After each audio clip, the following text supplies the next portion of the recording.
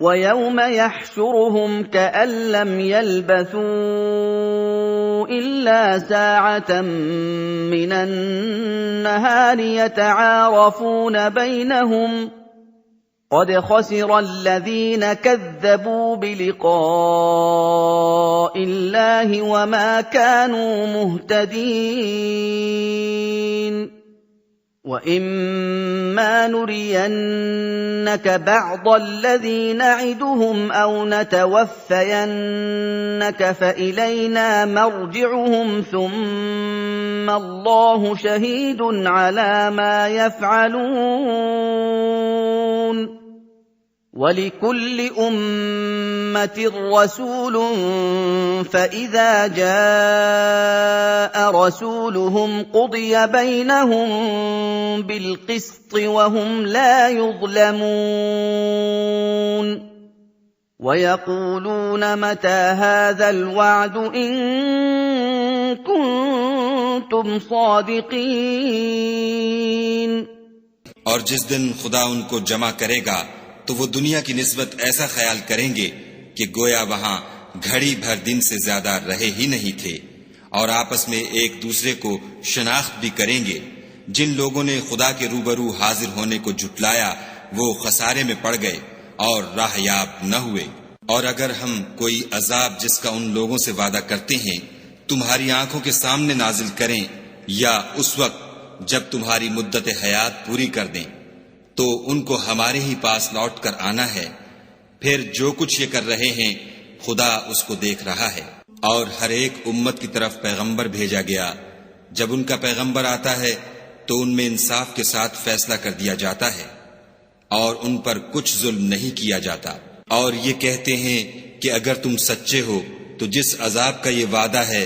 वो आएगा कब? قُل لَّا أَمْلِكُ لِنَفْسِي ضَرًّا وَلَا نَفْعًا إِلَّا مَا شَاءَ اللَّهُ ۗ لِكُلِّ أُمَّةٍ أَجَلٌ ۚ إِذَا جَاءَ أَجَلُهُمْ فَلَا يَسْتَأْخِرُونَ سَاعَةً وَلَا يَسْتَقْدِمُونَ قُلْ أَرَأَيْتُمْ إِنْ أَتَاكُمْ عَذَابُهُ بَيَاتًا أَوْ نَهَارًا مَاذَا يَسْتَعْجِلُ مِنْهُ الْمُجْرِمُونَ أَثُمَّ إِذَا مَا وَقَعَ آمَنتُم بِهِ الْآنَ وَقَدْ كُنتُم بِهِ تَسْتَعْجِلُونَ ثُمَّ قِيلَ لِلَّذِينَ ظَلَمُوا ذُوقُوا عَذَابَ الْخُلْدِ هَلْ تُجْزَوْنَ إِلَّا بِمَا كُنتُمْ تَكْسِبُونَ कह दो कि मैं तो अपने नुकसान और फायदे का भी कुछ इख्तियार नहीं रखता मगर जो खुदा चाहे।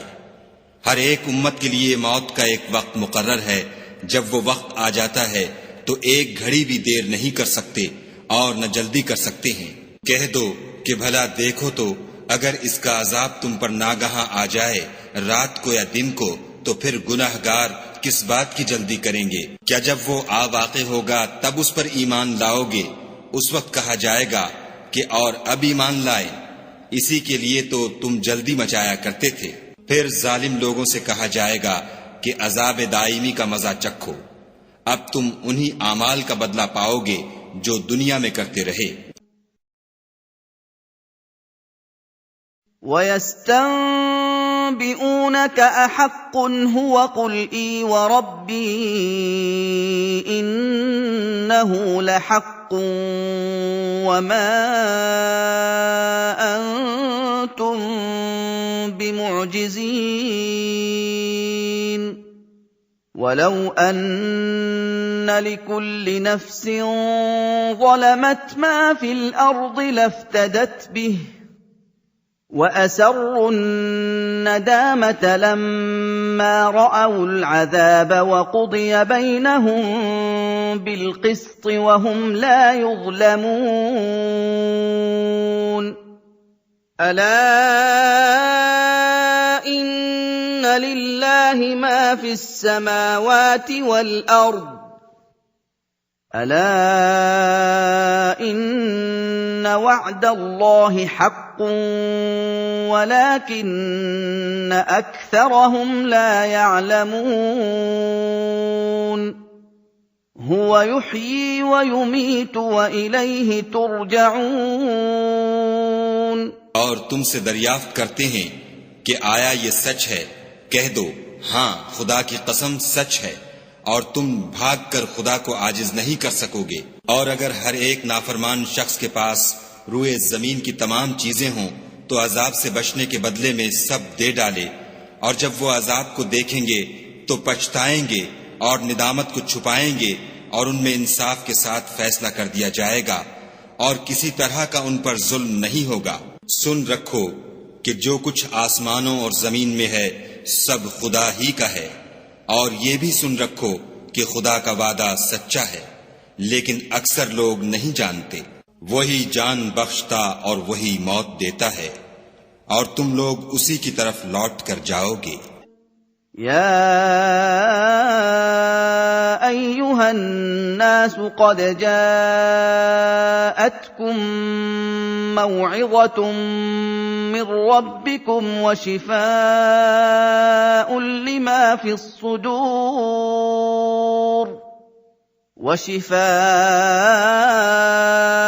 لِّمَا فِي الصُّدُورِ وَهُدًى وَرَحْمَةٌ لِّلْمُؤْمِنِينَ قُلْ بِفَضْلِ اللَّهِ وَبِرَحْمَتِهِ فَبِذَٰلِكَ فَلْيَفْرَحُوا هُوَ خَيْرٌ مِّمَّا يَجْمَعُونَ قُلْ أَرَأَيْتُم مَّا أَنزَلَ اللَّهُ لَكُم مِّن رِّزْقٍ فَجَعَلْتُم مِّنْهُ حَرَامًا وَحَلَالًا قُلْ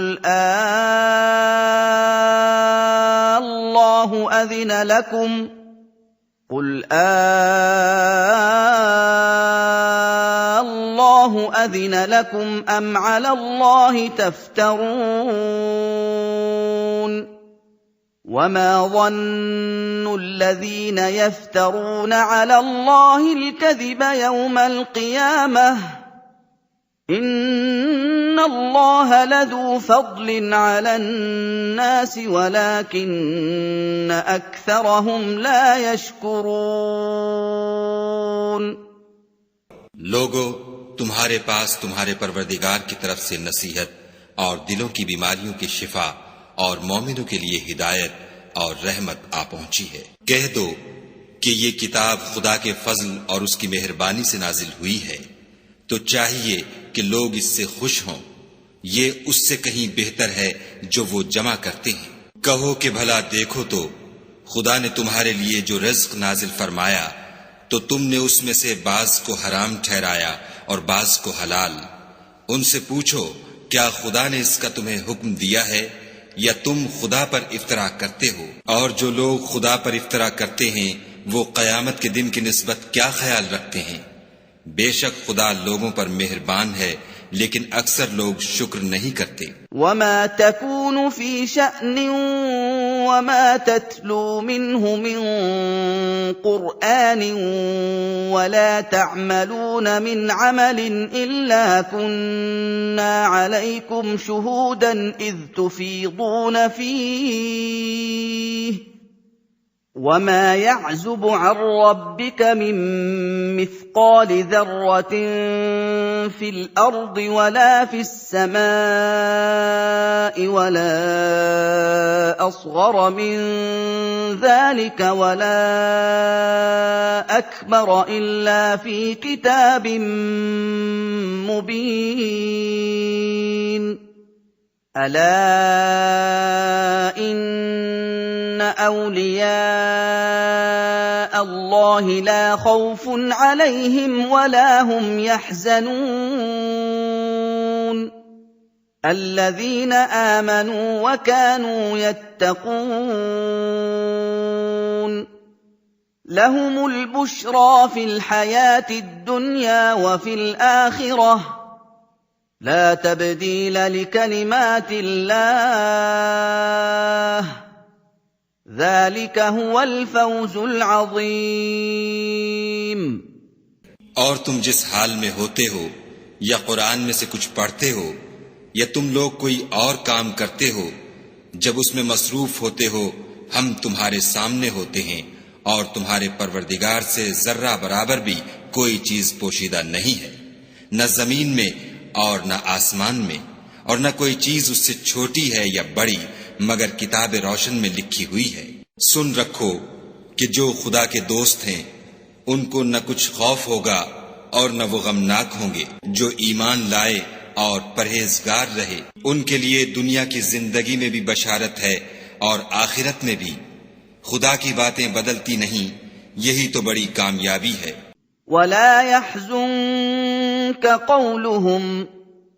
إِنَّ الْعِزَّةَ لِلَّهِ جَمِيعًا هُوَ السَّمِيعُ الْعَلِيمُ۔ أَلَا إِنَّ لِلَّهِ مَن فِي السَّمَاوَاتِ وَمَن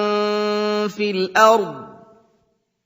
وَمَا يَتَّبِعُ الَّذِينَ يَدْعُونَ مِن دُونِ اللَّهِ شُرَكَاءَ إِن يَتَّبِعُونَ إِلَّا الظَّنَّ وَإِنْ هُمْ إِلَّا يَخْرُصُونَ۔ هُوَ الَّذِي جَعَلَ لَكُمُ اللَّيْلَ لِتَسْكُنُوا فِيهِ وَالنَّهَارَ مُبْصِرًا إِنَّ فِي ذَلِكَ لَآيَاتٍ لِقَوْمٍ يَسْمَعُونَ۔ اور اے پیغمبر صلی اللہ علیہ وآلہ وسلم، ان لوگوں کی باتوں سے آزردہ نہ ہونا، کیونکہ عزت سب خدا ہی کی ہے، وہ سب کچھ سنتا اور جانتا ہے۔ سن رکھو کہ جو مخلوق آسمانوں میں ہے اور جو زمین میں ہے سب خدا ہی کے بندے اور اس کے مملوک ہیں، اور یہ جو خدا کے سوا اپنے بنائے ہوئے شریکوں کو پکارتے ہیں وہ کسی اور چیز کے پیچھے نہیں چلتے، صرف ظن کے پیچھے چلتے ہیں اور محض اٹکلیں دوڑا رہے ہیں۔ وہی تو ہے جس نے تمہارے لیے رات بنائی تاکہ اس میں آرام کرو، اور روز روشن بنایا تاکہ اس میں کام کرو۔ جو لوگ مادہ سماعت رکھتے ہیں ان کے لیے ان میں نشانیاں ہیں۔ قالوا اتخذ الله ولدا سبحانه هو الغني له ما في السماوات وما في الأرض إن عندكم من سلطان بهذا أتقولون على الله ما لا تعلمون قل إن الذين يفترون على الله الكذب لا يفلحون متاع في الدنيا ثم إلينا مرجعهم ثم نذيقهم العذاب الشديد بما كانوا يكفرون۔ بعض لوگ کہتے ہیں کہ خدا نے بیٹا بنا لیا ہے، اس کی ذات اولاد سے پاک ہے اور وہ بے نیاز ہے۔ جو کچھ آسمانوں میں اور جو کچھ زمین میں ہے سب اسی کا ہے۔ اے افطرا پردازو، تمہارے پاس اس قول باطل کی کوئی دلیل نہیں ہے، تم خدا کی نسبت ایسی بات کیوں کہتے ہو جو جانتے نہیں؟ کہہ دو کہ جو لوگ خدا پر جھوٹ باندھتے ہیں فلاح نہیں پائیں گے۔ ان کے لیے جو فائدے ہیں دنیا میں ہیں، پھر ان کو ہماری ہی طرف لوٹ کر آنا ہے، اس وقت ہم ان کو عذاب شدید کے مزے چکھائیں گے کیونکہ کفر کی باتیں کیا کرتے تھے۔ وَاتْلُ عَلَيْهِمْ نَبَأَ نُوحٍ إِذْ قَالَ لِقَوْمِهِ يَا قَوْمِ إِن كَانَ كَبُرَ عَلَيْكُم مَّقَامِي وَتَذْكِيرِي بِآيَاتِ اللَّهِ فَعَلَى اللَّهِ تَوَكَّلْتُ فَأَجْمِعُوا أَمْرَكُمْ وَشُرَكَاءَكُمْ ثُمَّ لا يكن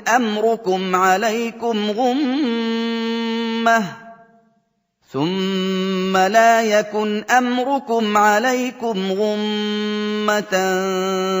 ثم قضوا إلي ولا تنظرون فإن توليتم فما سألتكم من أجر إن أجري إلا على الله وأمرت أن أكون من المسلمين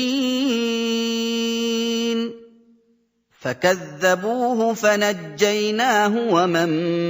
معه في الفلك وجعلناهم خلائف وأغرقنا الذين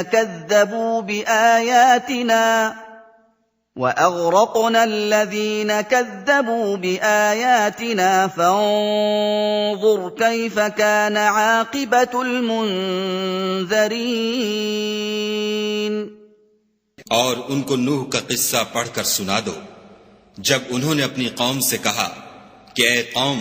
अगर तुमको मेरा तुम में रहना और खुदा की आयतों से नसीहत करना नागवार हो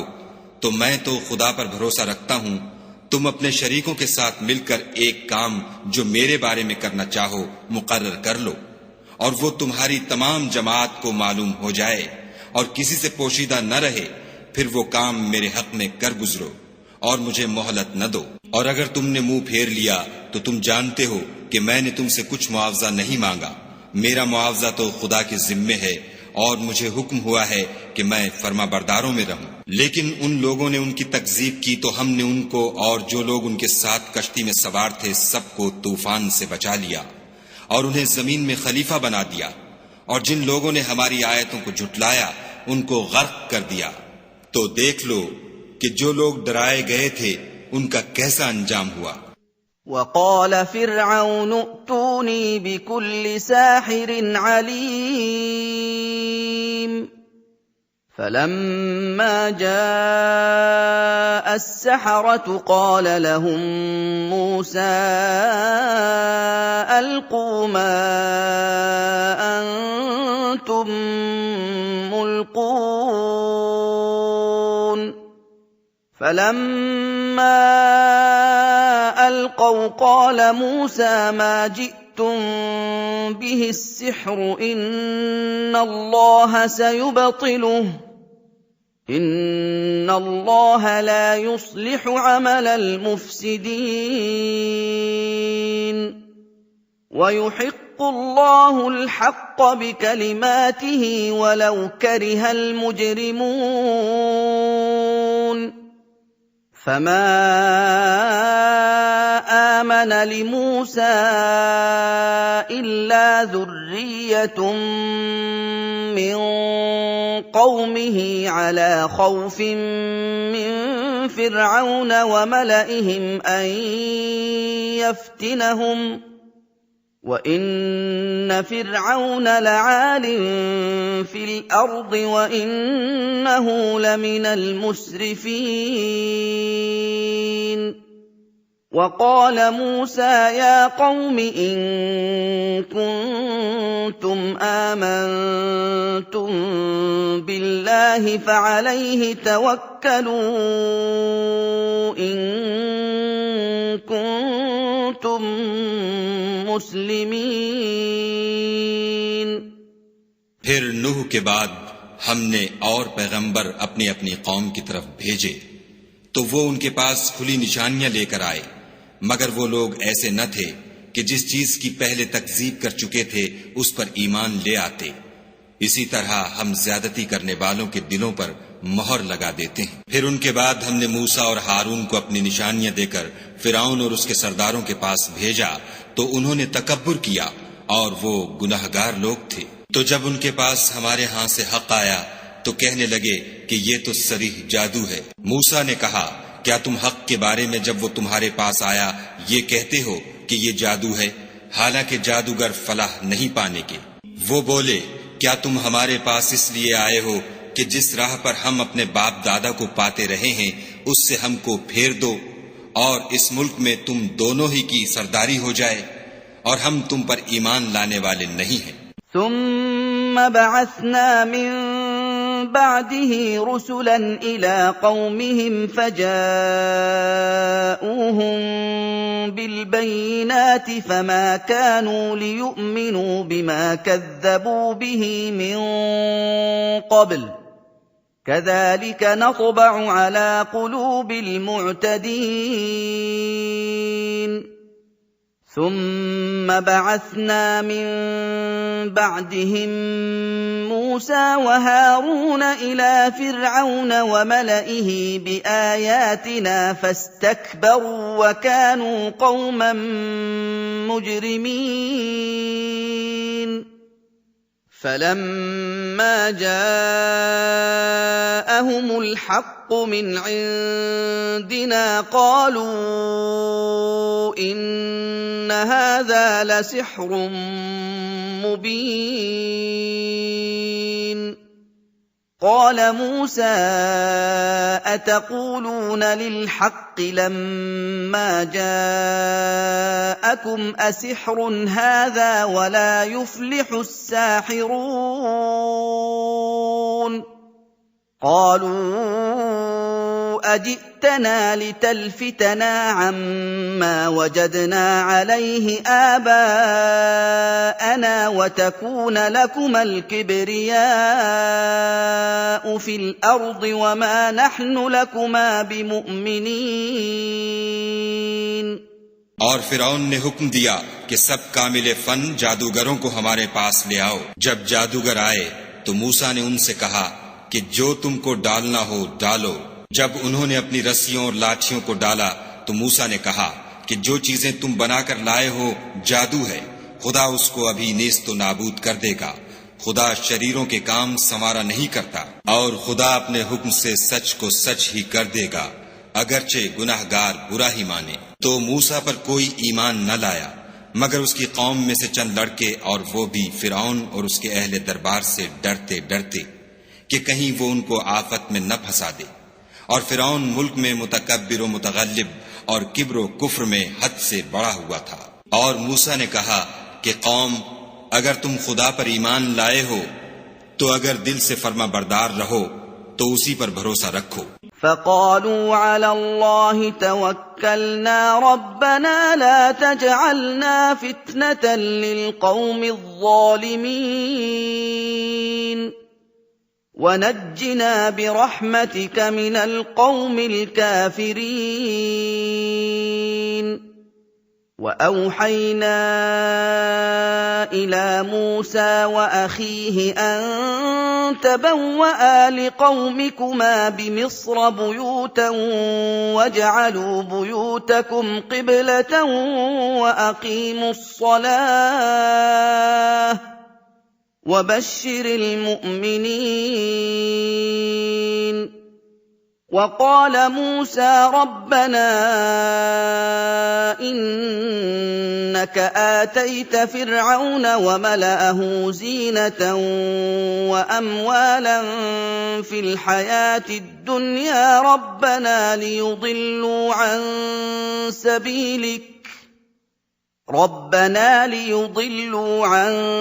سبيلك ربنا اطمس على أموالهم واشدد على قلوبهم فلا يؤمنوا حتى يروا العذاب الأليم قال قد أجيبت دعوتكما فاستقيما ولا تتبعان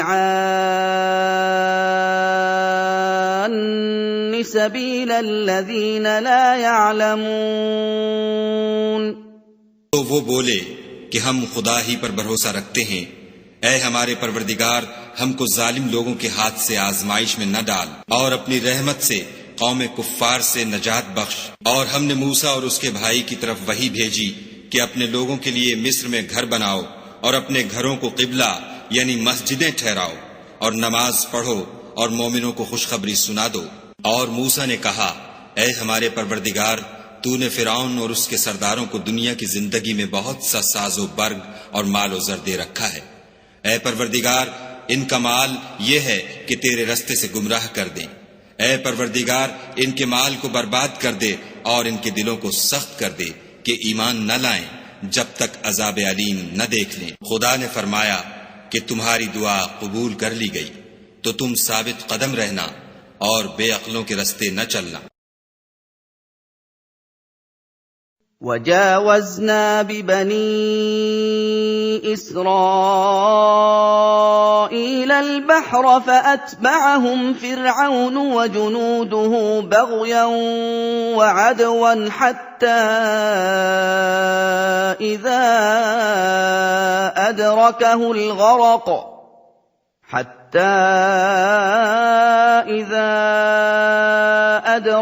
الْغَرَقُ قَالَ آمَنتُ أَنَّهُ لَا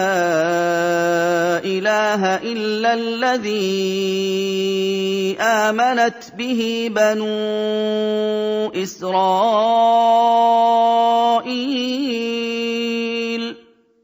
قال آمنت أنه لا إله إلا الذي آمنت به بنو إسرائيل وأنا من المسلمين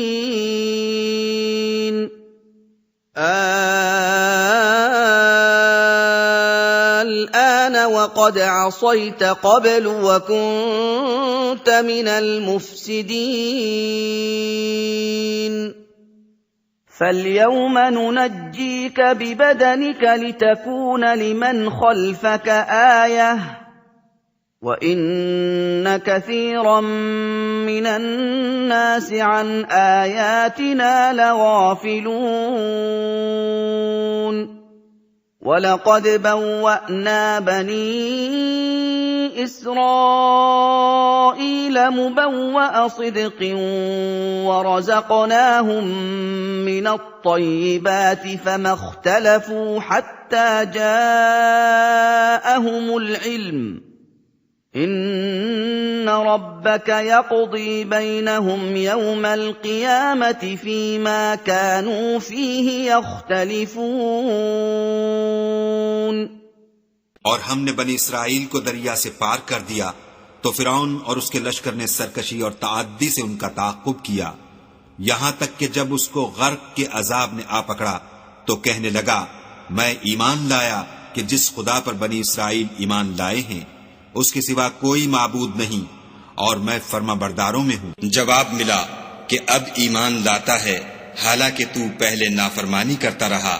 اور مفسد بنا رہا، تو آج ہم تیرے بدن کو دریا سے نکال لیں گے تاکہ تو پچھلوں کے لیے عبرت ہو، اور بہت سے لوگ ہماری نشانیوں سے بے خبر ہیں۔ اور ہم نے بنی اسرائیل کو رہنے کو عمدہ جگہ دی اور کھانے کو پاکیزہ چیزیں عطا کی، لیکن وہ باوجود علم ہونے کے اختلاف کرتے رہے۔ بے شک جن باتوں میں وہ اختلاف کرتے رہے ہیں تمہارا پروردگار قیامت کے دن ان میں ان باتوں کا فیصلہ کر دے گا۔ فَإِن كُنتَ فِي شَكٍّ مِّمَّا أَنزَلْنَا إِلَيْكَ فَاسْأَلِ الَّذِينَ يَقْرَؤُونَ الْكِتَابَ مِن قَبْلِكَ لَقَدْ جَاءَكَ الْحَقُّ مِنْ رَبِّكَ فَلَا تَكُونَنَّ مِنَ الْمُمْتَرِينَ وَلَا تَكُونَنَّ مِنَ الَّذِينَ كَذَّبُوا بِآيَاتِ اللَّهِ فَتَكُونَ مِنَ الْخَاسِرِينَ إِنَّ الَّذِينَ حَقَّتْ عَلَيْهِمْ كَلِمَةُ رَبِّكَ لَا يُؤْمِنُونَ وَلَوْ جَاءَتْهُمْ كُلُّ آيَةٍ حَتَّى يَرَوُا الْعَذَابَ الْأَلِيمَ فَلَوْلَا كَانَتْ قَرْيَةٌ آمَنَتْ فَنَفَعَهَا إِيمَانُهَا إِلَّا قَوْمَ يُونُسَ لَمَّا آمَنُوا كَشَفْنَا عَنْهُمْ عَذَابَ الْخِزْيِ فِي الْحَيَاةِ الدُّنْيَا وَمَتَّعْنَاهُمْ إِلَىٰ حِينٍ۔ अगर तुमको इस किताब के बारे में जो हमने तुम पर नाजिल की है कुछ शक हो तो जो लोग तुमसे पहले की उतरी हुई किताबें पढ़ते हैं उनसे पूछ लो। तुम्हारे परवरदिगार की तरफ से तुम्हारे पास हक आ चुका है,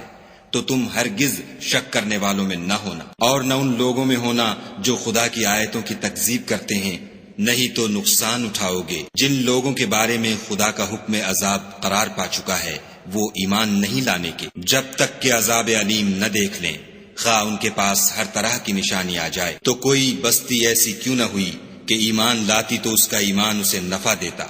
हाँ, यूनुस की कौम कि जब ईमान लाई तो हमने दुनिया की जिंदगी में उनसे जिल्लत का अजाब दूर कर दिया और एक मुद्दत तक फवायद दुनियावी से उनको बहरामंद रखा। वलौ शाअ रब्बुक लआमन मन फिल अर्दि कुल्लुहुम जमीअन अफअंत तुक्रिहु अन्नास हत्ता यकूनू मुअमिनीन वमा कान लिनफ्सिन अन तु'मिन इल्ला बिइज़्निल्लाहि वयजअलु अर्रिज्स अला अल्लज़ीना ला यअक़िलून क़ुल इंज़ुरू माज़ा फ़िस्समावाति वल्अर्ضِ वमा तुग़नि الآيات والنذر عن قوم لا يؤمنون فهل ينتظرون إلا مثل أيام الذين خلوا من قبلهم قل فانتظروا إني معكم من المنتظرين।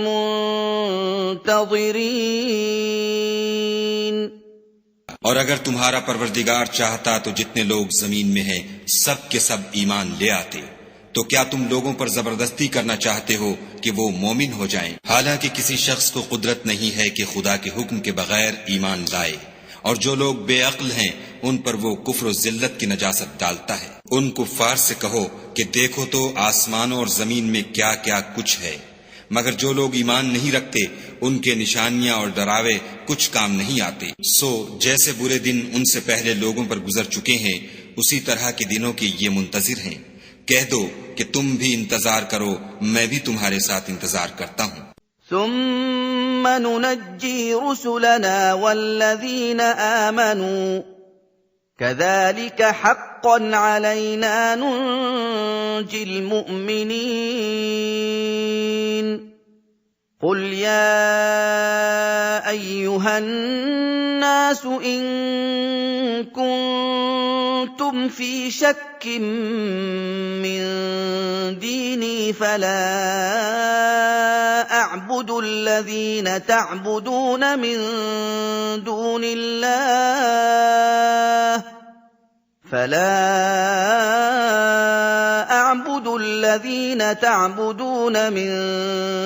الله ولكن أعبد الله الذي يتوفاكم وأمرت أن أكون من المؤمنين وأن أقم وجهك للدين حنيفا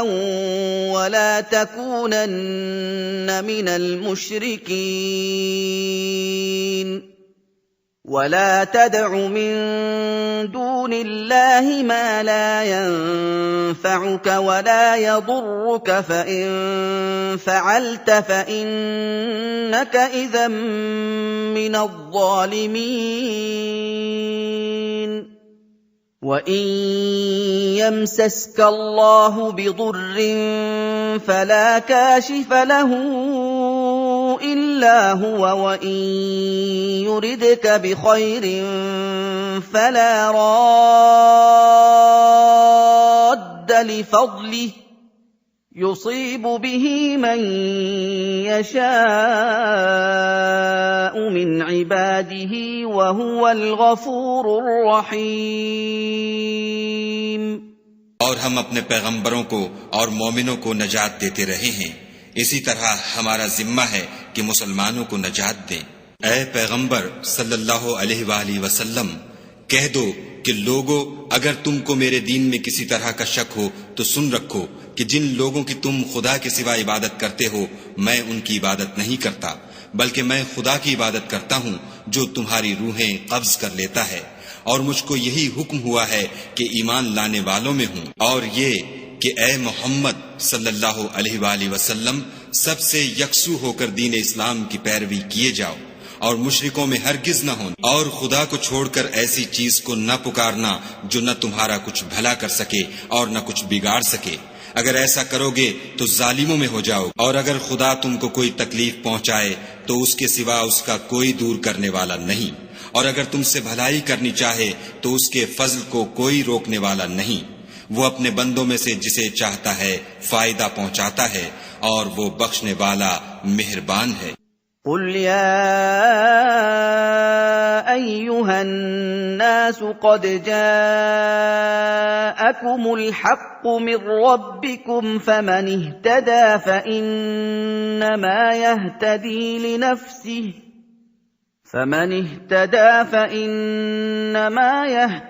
لنفسه ومن ضل فإنما يضل عليها وما أنا عليكم بوكيل واتبع ما يوحى إليك واصبر حتى يحكم الله وهو خير الحاكمين۔ کہہ دو کہ لوگو تمہارے پروردگار کے ہاں سے تمہارے پاس حق آ چکا ہے، تو جو کوئی ہدایت حاصل کرتا ہے تو ہدایت سے اپنے ہی حق میں بھلائی کرتا ہے، اور جو گمراہی اختیار کرتا ہے تو گمراہی سے اپنا ہی نقصان کرتا ہے، اور میں تمہارا وکیل نہیں ہوں۔ اور اے پیغمبر صلی اللہ علیہ وآلہ وسلم تم کو جو حکم بھیجا جاتا ہے اس کی پیروی کیے جاؤ، اور تکلیفوں پر صبر کرو یہاں تک کہ خدا فیصلہ کر دے، اور وہ سب سے بہتر فیصلہ کرنے والا ہے۔